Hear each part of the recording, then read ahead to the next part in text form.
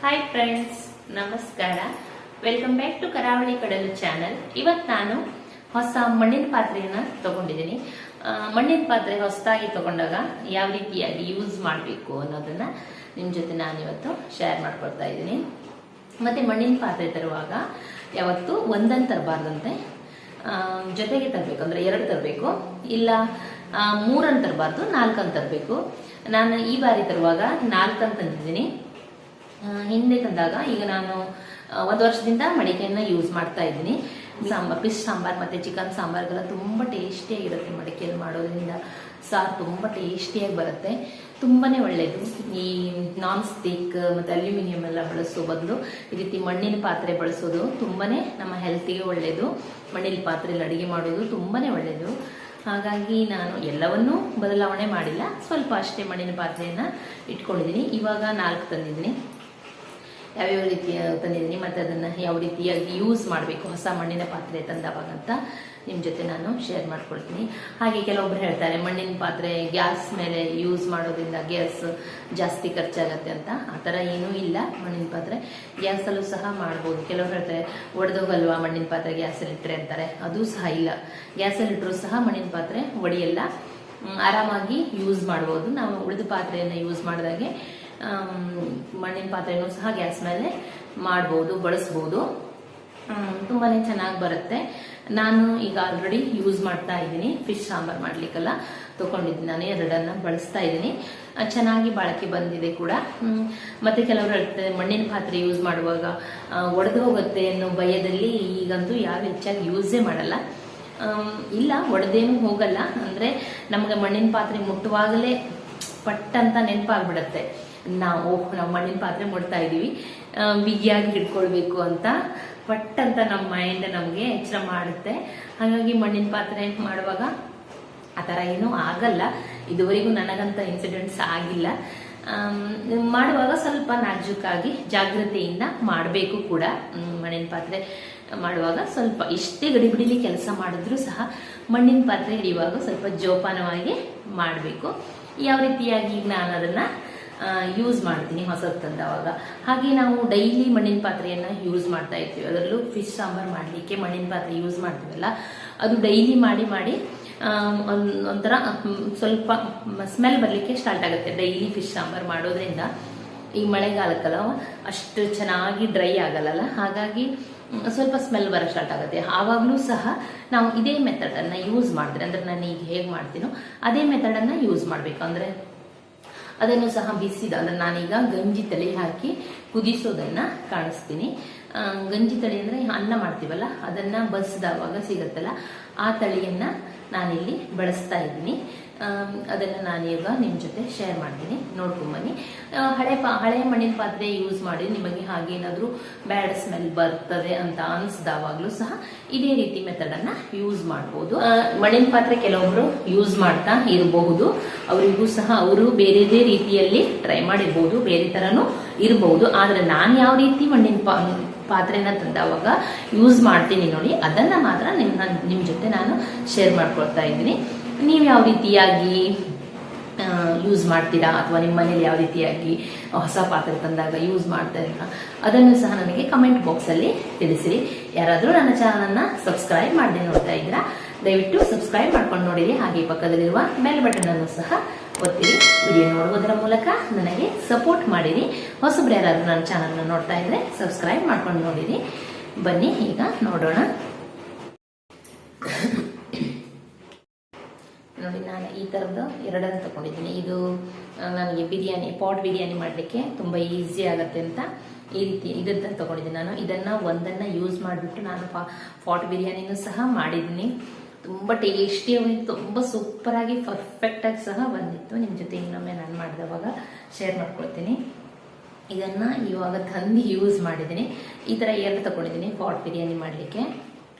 ಹಾಗೆ ಇದೊಂದು ತಗೊಂಡಿದ್ದೀನಿ ನೋಡಿ, ಇದರಲ್ಲಿ ದೋಸೆ ಮಾಡ್ತಾರೆ, ಉಪ್ಪು ದೋಸೆ ಅಂತ ಸುಡ್ತಾರೆ. ನಮ್ಮ ಕಡೆಗೆ ಉಪ್ಪು ದೋಸೆ ಅಂತ ಹೇಳ್ತಾರೆ. ಅಕ್ಕಿ ಮತ್ತೆ ತೆಂಗಿನಕಾಯಿನ ಜಾಸ್ತಿ ಹಾಕಿ ಸುಡ್ತಾರೆ, ಆ ದೋಸೆ ಮಾಡ್ತಾರೆ. ಆ ದೋಸೆ ಮಾಡಿದ್ರೆ ತುಂಬ ಟೇಸ್ಟಿ ಆಗುತ್ತೆ. ಅದು ಮಣ್ಣಿನ ಕಾವಲಿಯಲ್ಲಿ ಮಾಡಿದ್ರೆ ತುಂಬ ಚೆನ್ನಾಗಿ ಬರುತ್ತೆ. ಅದನ್ನು ಮಾಡ್ತಾರೆ. ಅದನ್ನು ಮಾಡ್ಲಿಕ್ಕಾಗಿ ತಗೊಂಡಿದ್ದೀನಿ. ಅಂದ್ರೆ 3 ತಗೊಳ್ಬಾರ್ದಲ್ಲ, ಹಾಗಾಗಿ ಇದನ್ನೊಂದು ಸಹ ತಗೊಂಡೆ.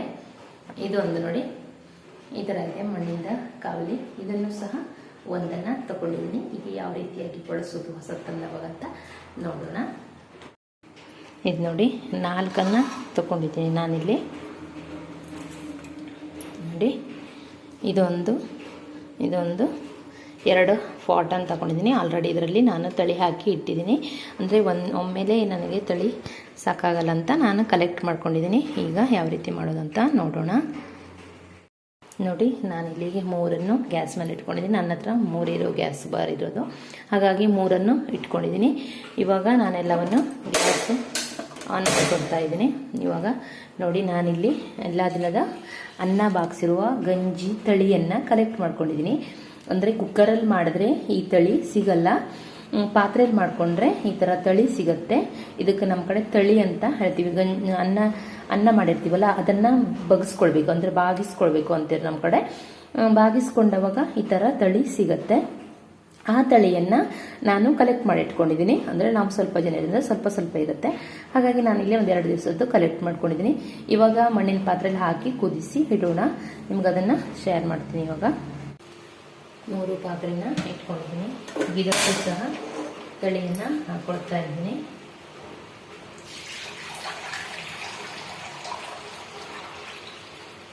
ಫುಲ್ಲಾಗಿ ಹಾಕ್ಕೊಳ್ಬೇಕು. ಇದು ಈಗ ಕುದಿ ಬರಬೇಕು. ಹಾಗೆ ಇದಕ್ಕೂ ಸಹ ಹಾಕ್ಕೊಳ್ತೀನಿ.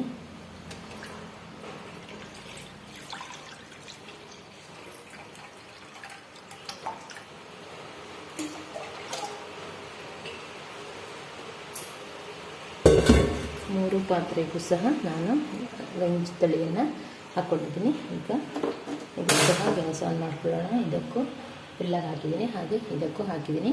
ಆದರೆ ಇದೊಂದನ್ನು ನಾನು ಯೂಸ್ ಮಾಡಿದ್ದೀನಿ, ಅಂದರೆ ಅದನ್ನು ತಳಿ ಹಾಕಿ ಕುದಿಸಿ ಇದರಲ್ಲಿ ಪಾಟ್ ಬಿರಿಯಾನಿ ಮಾಡಿದ್ದೀನಿ. ಹಾಗಾಗಿ ಇದನ್ನು ಮತ್ತೆ ಕುದಿಸ್ತಾ ಇಲ್ಲ. ಆನಂತರ ನೋಡಿ ನಾನು ಆಲ್ರೆಡಿ ಯೂಸ್ ಮಾಡ್ತಿರುವಂಥ 2 ಪಾಟನ್ನು ತೋರಿಸ್ತಾ ಇದ್ದೀನಿ ನೋಡಿ. ಇದು ಮತ್ತು ಇದು 2 ಪಾಟನ್ನು ನಾನು ಯೂಸ್ ಮಾಡ್ತಾ ಇದ್ದೀನಿ. ಇವಾಗ ಇದಕ್ಕೂ ಸಹ ನಾನು ಅಷ್ಟು ದಿನಕ್ಕೆ, ಅಂದರೆ 3 ತಿಂಗಳಿಗೂ 4 ತಿಂಗಳಿಗೊಮ್ಮೆ ಅದೇ ಥರ ತಳಿಯನ್ನು ಹಾಕಿಬಿಟ್ಟು ಕುದಿಸಿ ಚೆಲ್ತಾ ಇರ್ತೀನಿ. ಹಾಗೆ ಮಾಡೋದ್ರಿಂದ ಬ್ಯಾಡ್ ಸ್ಮೆಲ್ ಬರಲ್ಲ. ಹಾಗಾಗಿ ಅದನ್ನು ಆ ಮೆಥಡನ್ನು ಸಹ ಯೂಸ್ ಮಾಡ್ತಾ ಇರ್ತೀನಿ. ಸ್ಟಾರ್ಟ್ ಆಗಿದೆ, ಚೆನ್ನಾಗಿ ಕುದಿಲಿ ನೋಡಿ. ಇವಾಗ ಕುದೀತಾ ಇದೆ ನೋಡಿ. ಮಣ್ಣಿನ ಅಂಶ ಎಲ್ಲ ಬಿಟ್ಕೊಂಡಿದೆ ನೋಡಿ. ನೋಡಿ ಕೆಂಪಾಗಿ ಕಾಣ್ತಾ ಇದೆ ನೋಡಿ. ಇದು ಕೆಂಪು ಪಾತ್ರೆ ಆದ್ದರಿಂದ ಇದು ಮಣ್ಣಿನ ಅಂಶ ಎಲ್ಲ ಕಾಣಿಸ್ತಾ ಇದೆ ನೋಡಿ. ಚೆನ್ನಾಗಿ ಕುದಿಲಿ. ಹಾಗೆ ಉಳಿದಿರೋದನ್ನು ನಾನು ಮುಚ್ಚುತ್ತೀನಿ ನೋಡಿ.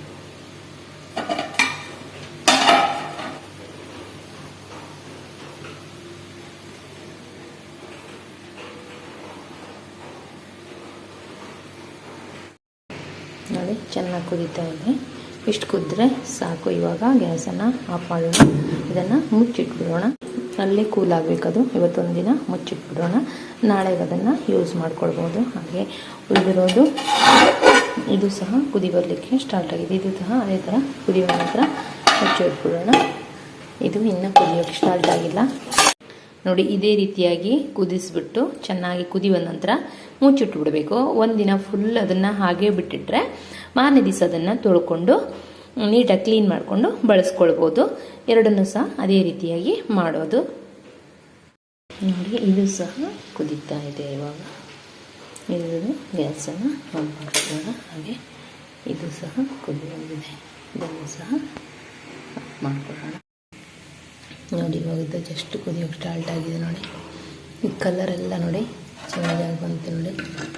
ಕುದೀತಾ ಇದೆ. ಈ ಕಡೆ ತಳಿಯಾದ್ರಿಂದ ಉಕ್ಕು ಹೋಗುತ್ತೆ. ಹಾಗಾಗಿ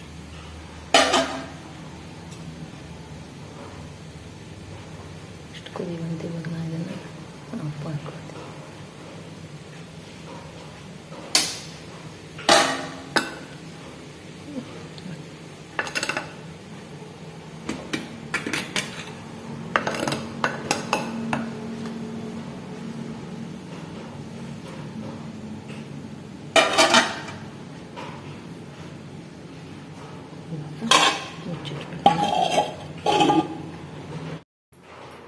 ನೋಡ್ಕೊಂಡ್ ಬಂದ್ರಲ್ಲ ಯಾವ ರೀತಿಯಾಗಿ ಮಣ್ಣಿನ ಪಾತ್ರೆಯನ್ನ ಬಳಸೋದು ಅಂತ.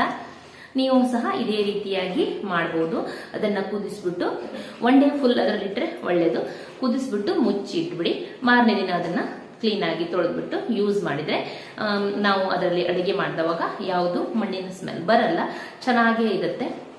ನೀವು ಸಹ ಇದೇ ರೀತಿಯಾಗಿ ಮಾಡ್ಬೋದು. ತುಂಬಾ ಸಿಂಪಲ್ ಆಗಿ ತುಂಬಾ ಈಸಿಯಾಗಿ ಮಾಡ್ಕೊಳ್ಬಹುದು, ಯಾರು ಸಹ ಮಾಡ್ಕೊಳ್ಬಹುದು. Thank you for watching. Tata, bye bye.